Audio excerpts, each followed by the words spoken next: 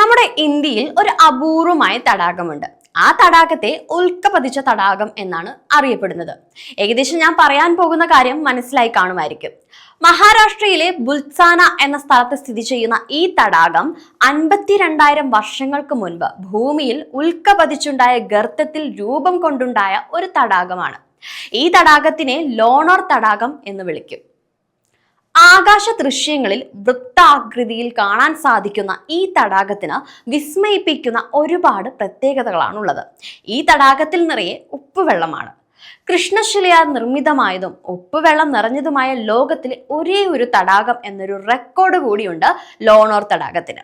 ബസന്റിക് റോക്കിൽ കാണപ്പെടുന്ന ലോകത്തിലെ ചുരുക്കം ചില ഹൈപ്പർ വെലോസിറ്റി ഇമ്പാക്ട് ക്രാറ്ററുകളിൽ ഒന്നാണ് ഈ തടാകം. 1 കിലോമീറ്ററിൽ കൂടുതൽ ചുറ്റളവും 150 അടിയോളം ആഴവുമുണ്ട് ഈ തടാകത്തിന്. ഈ ഉപ്പുവെള്ള തടാകത്തിൽ മീനുകൾ ഇല്ല എന്ന പ്രത്യേകതയും ഉണ്ട്.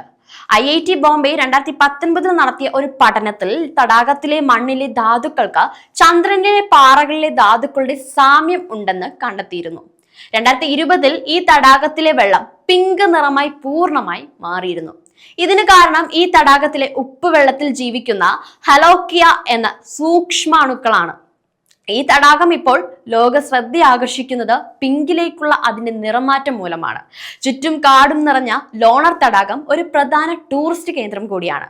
തടാകത്തിനരികിൽ അസ്തമയം കാണാനായി മാത്രം നിരവധി സഞ്ചാരികൾ എത്തുന്നുമുണ്ട്.